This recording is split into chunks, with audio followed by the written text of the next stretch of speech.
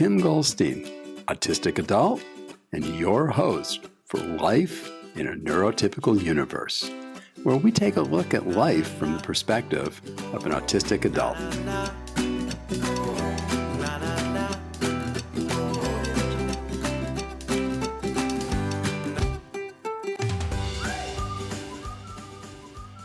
I'm going to stop saying that this is a very special edition of Life in the Neurotypical Universe because there really is no such thing as a normal edition of Life in the Neurotypical Universe. Just like all of us humans, where there's no such thing as normal, there really is no such thing as a normal edition. But in this case, we have Dr. Dave from Vanderbilt's Frist Center of Autism, and he and I had a great time chatting. While we were chatting, we again just kept the recorder going. And we ended up with really enough material to make 3 episodes. I edited them into breaks to make them reasonable length episodes. With that, we'll join into the show. I just know.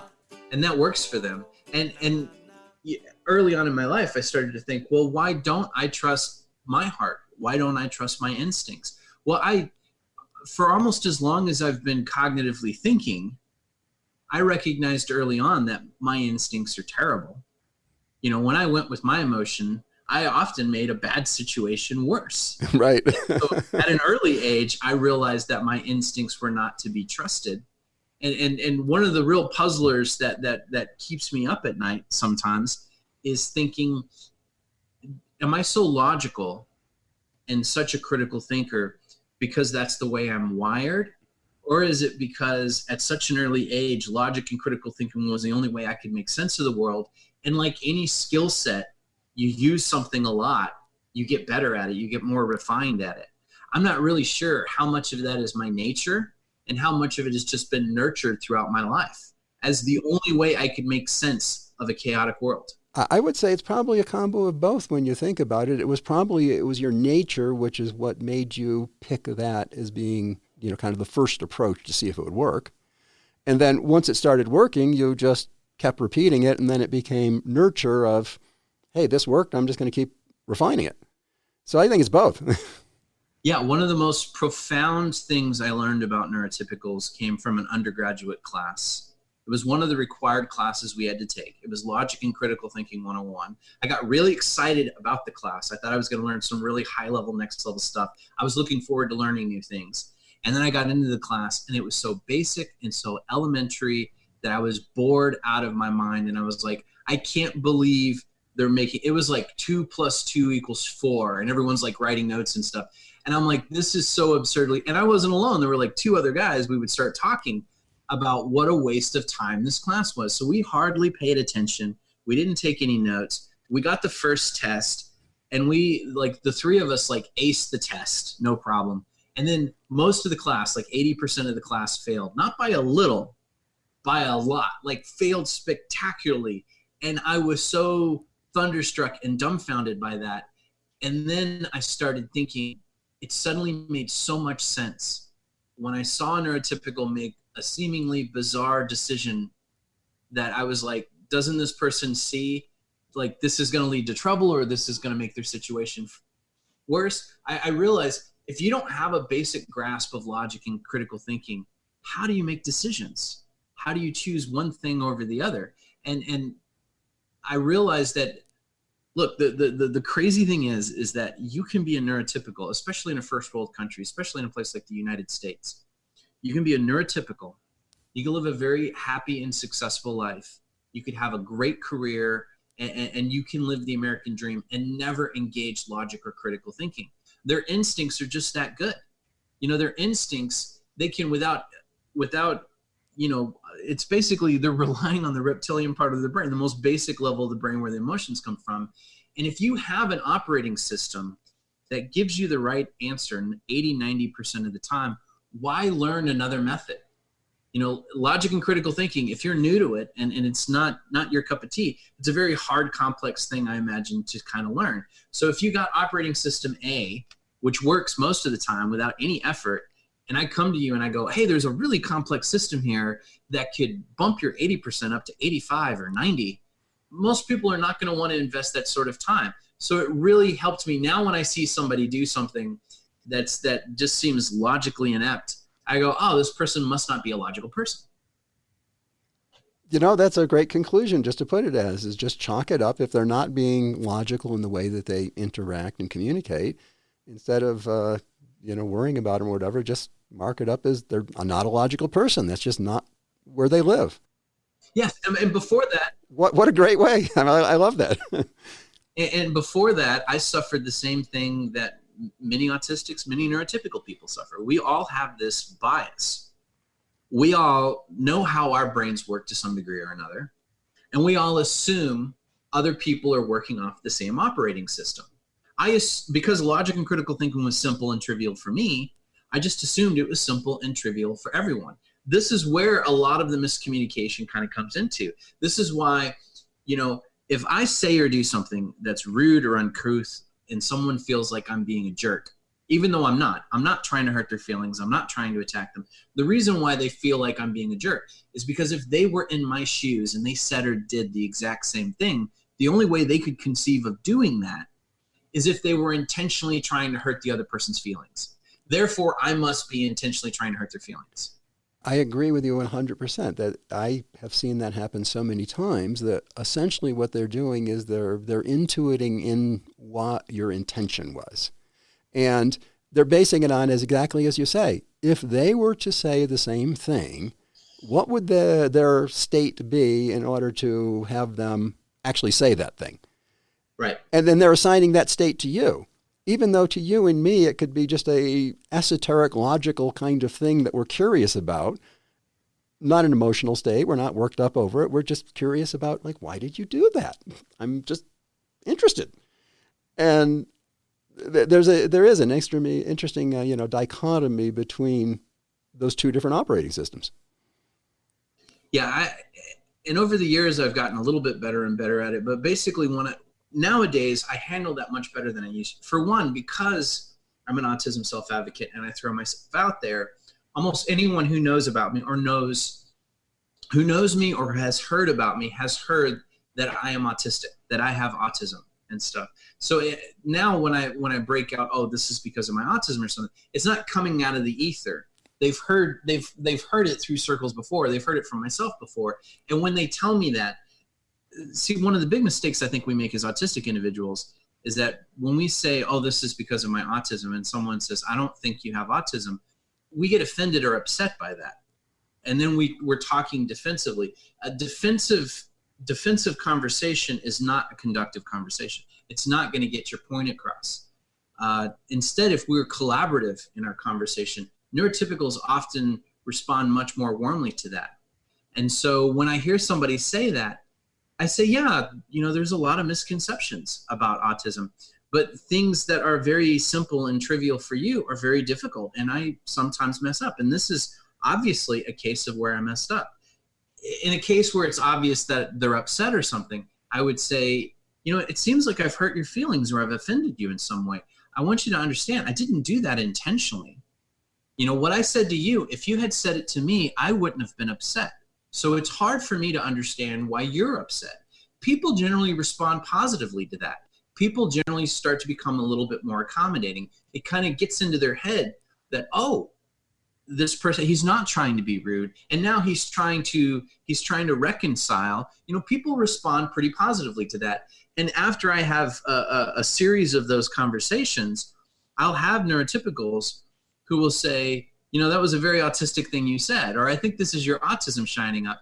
And I would immediately thank them and ask them to help me explore what I could have said or done better. And now I'm leaning on them for their expertise. And people, as a general rule, respond positively when you come to them as, you're an expert, you're so much smarter at this than I, please help me. That really kind of opens up the floodgates of communication and gets people in a more collaborative spirit. And that's worked really, really well for me. I've used that throughout my business career to do something that you've never done before. But you obviously know some people in the general realm or industry or field. And you contact the first one you think, and you just admit to them right up front, I really don't know anything about it, but I'm trying to learn. Would you help me understand? And yeah, I agree with you 100%. When you approach it from that standpoint of, yeah, you know more about it than I do. I'm confused. Please help me. Most people are more than willing to help you. So let me talk a little bit about the Frist Center itself. Please. So the Frist Center for Autism and Innovation, it basically operates on this very simple premise.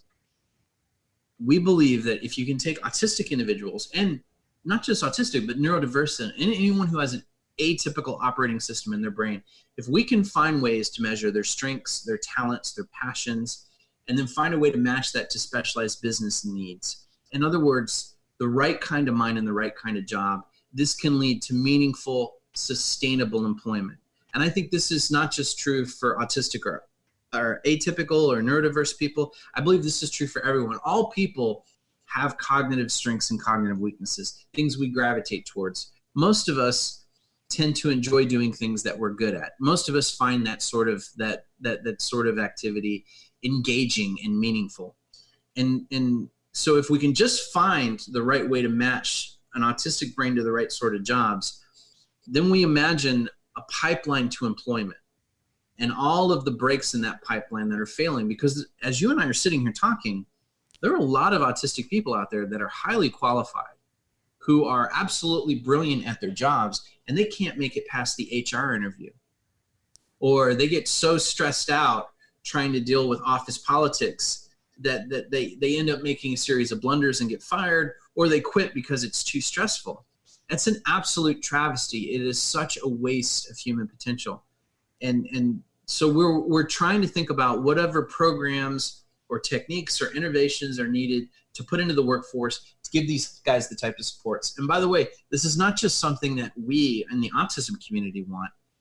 The business community wants this as well. The nonprofit community wants this as well. There's a lot of people in our society that want to find the right way to do this, and we'll all be better off. This is a very classic case of a win-win scenario. This is something where everyone can benefit from it as a whole. You know, I can throw out a couple of extreme examples to really illustrate the point. Take Einstein, for example. Einstein was most certainly neurodiverse. He was probably autistic. You read back in the histories and stuff, there's a lot of things about him that show that he would have probably been diagnosed with Asperger's syndrome if he had been diagnosed in like the 90s or the 2000s. You know, he had things like he refused to wear socks because he couldn't stand the fabric, the feel of it on his skin. So he would wear shoes. His really eccentric dressing style. He had some difficulties in communicating with people, but at the same time, he was extremely passionate and focused on physics and focused on the things that he loved. You know, when he got his PhD, he couldn't get a job as a physicist.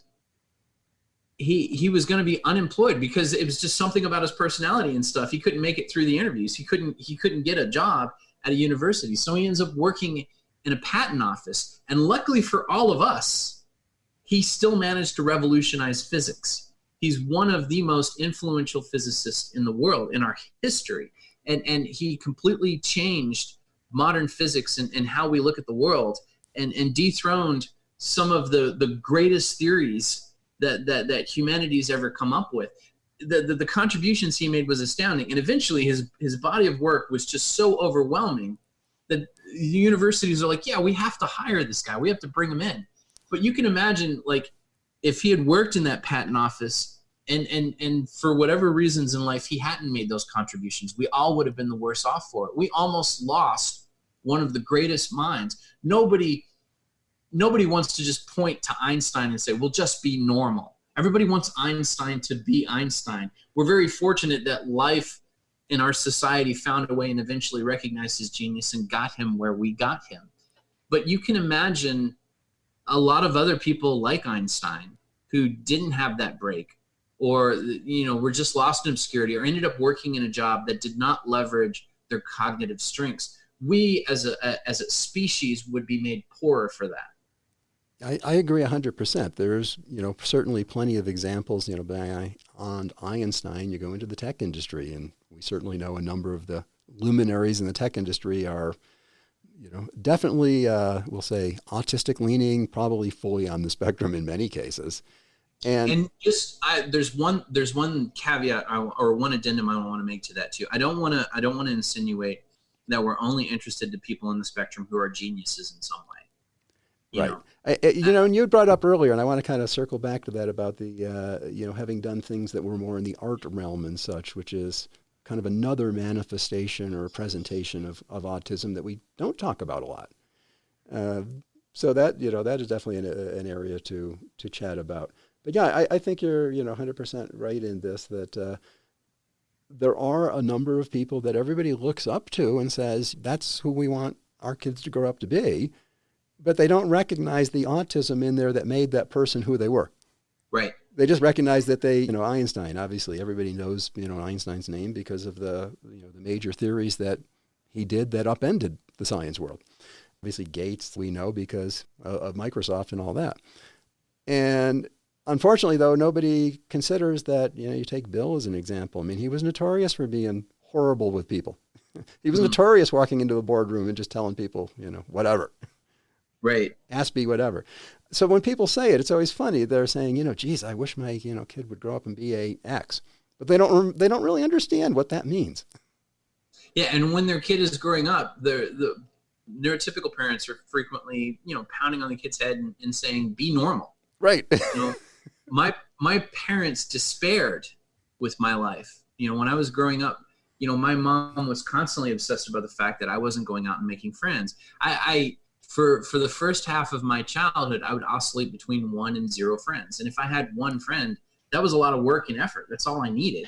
And she would lament that I wasn't getting out and talking to people. She was always upset that I would rather stick my nose in a book and be reading all the time. And she would take me to prayer circles and have people lay hands on me and try to make me normal. And she was convinced that I was going to have nothing in life. It's funny you say that because the whole friendship thing is a very common thing when I talk to, parents that have autistic children, which, isn't really my main area. My main area is more in the adult realm, but nonetheless, it comes up quite often that they have these children who are autistic. They think different, they process different, and instead of helping encourage them with the skills they have and build the skills and techniques they need to interact, they want to change them into, like you say, everybody else. They don't recognize that an aspie friendship, I think you and I kind of typify an aspie friendship. We don't talk all the time. We're not calling each other each week or anything. But the 3 times a year or whatever it is we run into each other, it's just like we talked to each other yesterday. We just pick up and we carry on, and that's kind of an aspie friendship. It's if I got one, I'm good for right now. If another one comes up, that's great too. Absolutely. There is. I'm thinking very carefully about my words. Give me a second here.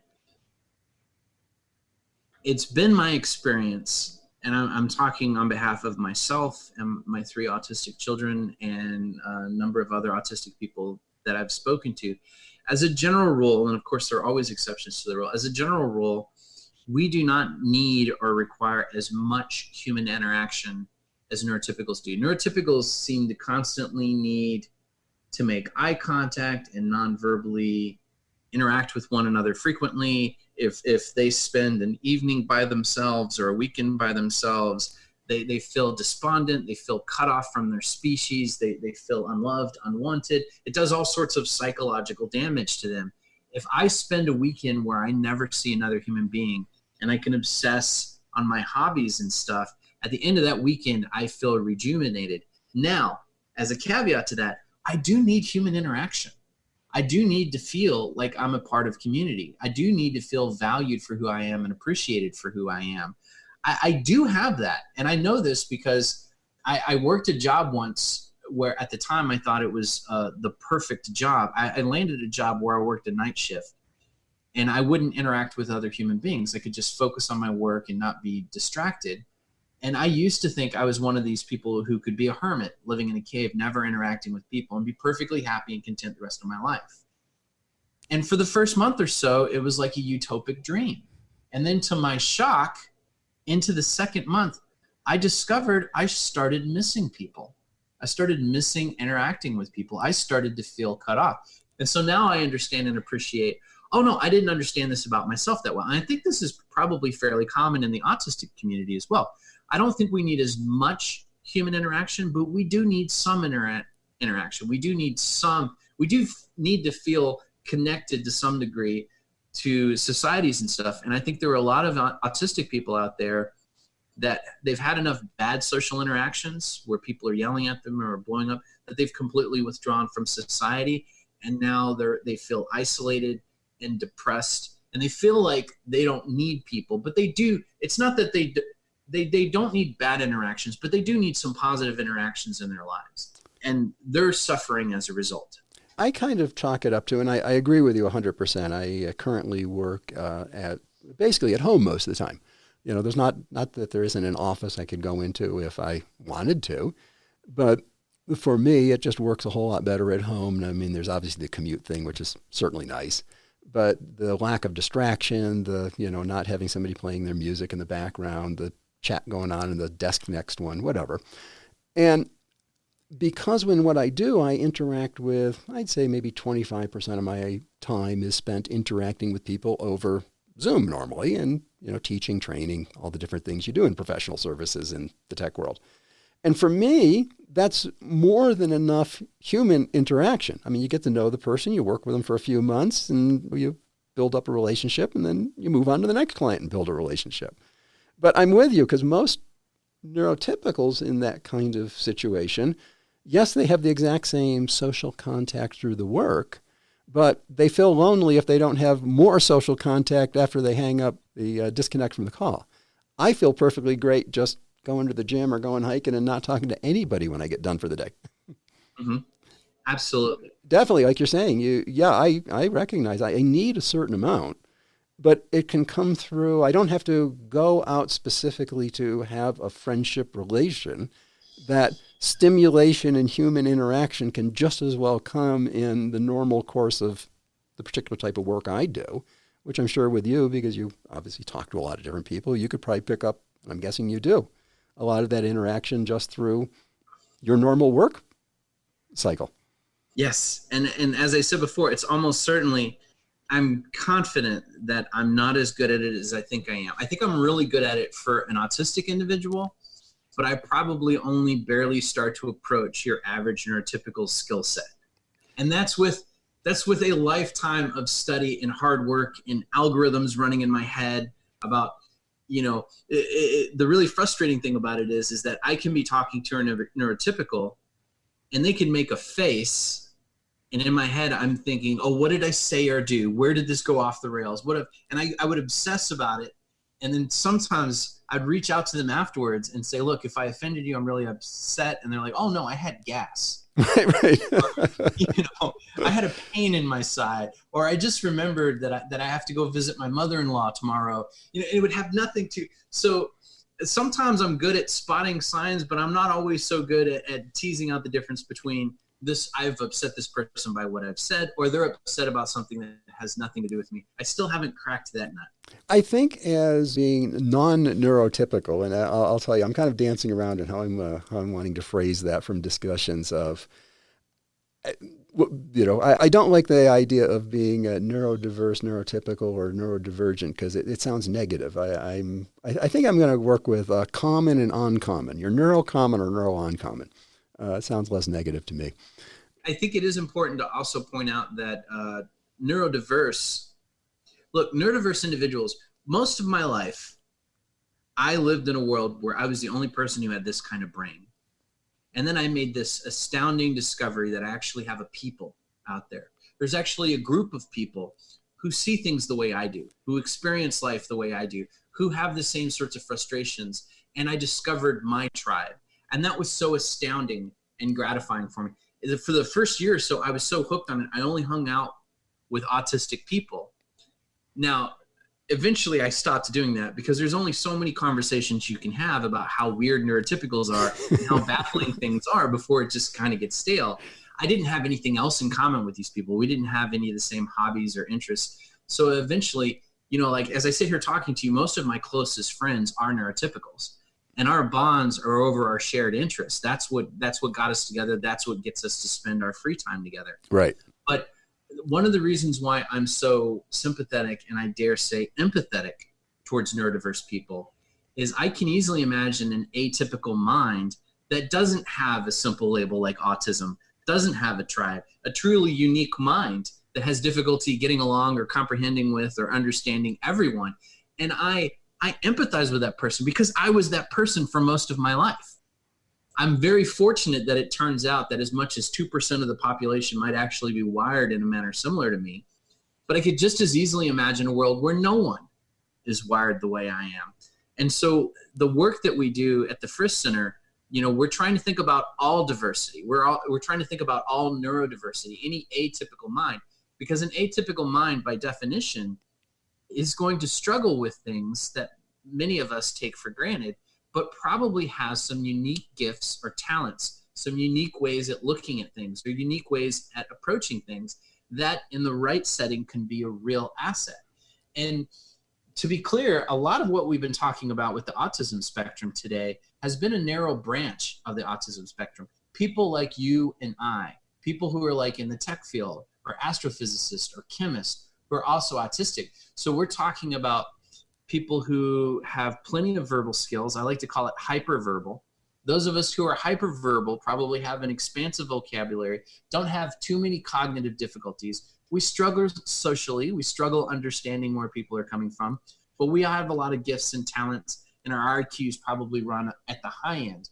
But the spectrum covers the entire Gaussian curve of the IQ. It covers the entire spectrum of sensory issues and stuff. So there are people with sensory issues so severe that the world, all 5 of their senses are constantly exploding. They got so much noise in the brain, they can't hardly think. There are people on the spectrum who have extreme intellectual disabilities or even moderate intellectual disabilities. There are people on the spectrum who have low IQs. One of the big things we focus on the center, we want to help all of neurodiversity and everyone on the spectrum. So I can craft a set of programs or plans that's going to help someone like you or help someone like me. But for a person who is completely nonverbal and is unable to speak with words or has such severe intellectual disabilities, they're never going to live independently. These are people who are going to be in assisted living probably the rest of their lives. Those people may want a job too, or may find work productive and rewarding and to be a part of a community and to be accepted. And there's a lot of studies and evidence that kind of show that. And so I think about those folks as well. Perfect case in point, I know some groups that work with people who are autistic and have extreme intellectual disabilities. I know one guy I'm thinking of off the top of my head, 5 hours a week, he goes and he works for Metro, and he wipes down buses, he cleans buses. Cognitively, that's the most advanced thing that he can handle. But because of his autism, because of his attention to detail and his desire to make sure that the job is done properly, he does a really good job. And the people there appreciate and value this extremely good job that he does. And so he gets a lot of positive interaction when he's there. And his mom has said it's completely transformed his life. He seems much more happy and upbeat at home. He seems much more content. He doesn't throw as many tantrums as he used to. He doesn't get as frustrated as he used to. So this is a perfect example of someone who's very different than you or I, and yet they have meaningful, sustainable employment. And it enriches their lives, and it enriches everyone else's lives because this person is a productive member of society and is leveraging their strengths. That's what I think about at the Frist Center, is that I believe there's a place for virtually all of us. Look, the unemployment rate right now is at least 80% of people on the autism spectrum are unemployed or underemployed. Underemployed is like master's degree and sweeping a bathroom part-time or something like that. There's a lot of people suffering. We're never going to get that number down to 0%. That's not going to be a realistic figure. There's some people who are just, for whatever reason, not going to want to work, or we're just not going to be able to find a way to accommodate them. But that doesn't mean we can't shift that number. That doesn't mean that as you and I are sitting here talking, there isn't thousands or millions of aspies out there or neurodiverse folks out there who are suffering, and with the right sorts of supports and the right guidance can't find like meaningful employment that can make a dramatically positive difference in their lives and the lives of the people around them. That's so true, and that kind of goes into where you were talking a little earlier, and we were talking about the different what would you say manifestations of autism, and that you do find the artist realm, kind of creative artist. I don't know what you want to describe it, musician. That kind of talent. There's a lot of autistic people there. I mean, we can Robin Williams was, Daryl Hannah's actress, goes on and on. And of course, then there's the type like you and I, which are more live in the logical world. Yes. But it's still... Big fans of algebra. Yeah, exactly. But it's still all, autistic people. And what I have seen is a lot of the focus has been on the more like you and I, the more, we'll say, technically oriented. While they may decide that it's not a coding technical job, they fit better into marketing, whatever, they're still a logical thinker, not an artistic type thinker. And there's a need for that, right? Oh, I think that definitely. There's a lot of people like you and I that are unemployed or underemployed right now that need help. Those folks need help. And we do a lot of work and effort towards that end. In some ways it's easiest because I can just think back to my own life experiences and stuff. So it's easy for someone like you or someone like me to try and work on this problem. But I also try to think of the other people on the spectrum that I have little in common with. Right. And for the record, too, I don't want to give people the impression the Frist Center is just me sitting around doing my thing. That would be a gross misrepresentation. We have several teams of researchers who are experts on autism, who study different aspects of autism.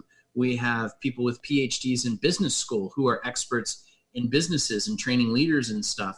We have nonprofit organizations and stuff. There is a lot of cognitive power that we have behind our center that is working on this problem. And that's one of that's the vast majority of the successes we've had in the last couple of years is because we have a lot of people from nonprofits, research organizations, educational institutions, businesses and corporations working together to try and piece together these programs and figure out how to make them work in the real world.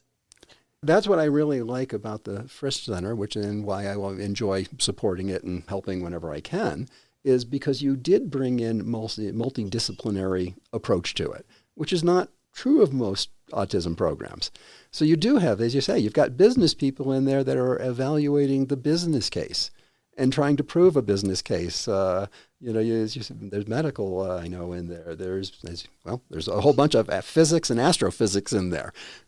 So I think that is part of what makes the Frist Center so strong, so vibrant, is you have those connections to a wide range of experts in a wide range of fields. You're not trying to solve it from just medical. You're not trying to solve it from just communication. Right. You're looking at all the aspects. This has been absolutely wonderful, and I've had just such a great time talking with, you and I, from having been together before, know we could talk for many more hours and still not run out of interesting things to chat with. But I know we all have schedules and plans and such. Dave, if somebody wanted to reach out to you or to the Frist Center, what's the best way for them to contact you in the center? Yeah, absolutely. So our website is vu.edu/one word, Autism and Innovation. So that's vu.edu/Autism and Innovation. I imagine if you Google the Frist Center for Autism and Innovation, you're going to find us. We have a very active social media. We're very active on Instagram. We have a very active website that we frequently update. We're ending this episode with Dr. Dave at this point to give us a good place to start on the next one. This episode will be continued on the next episode of Life in the Neurotypical Universe. Wait till it comes out, and you can continue it here as Dave and I continue to chat. We hope that you've enjoyed another episode of Life in the Neurotypical Universe. Please, if you enjoyed this, share it with your friends. Go take their phone and subscribe them. It will help us all out. If you want to know more about neurodiversity or have any questions for me, you can reach me at my website, timgoldstein.com, where I'll be more than glad to help you as best I can to navigate through the neurotypical universe.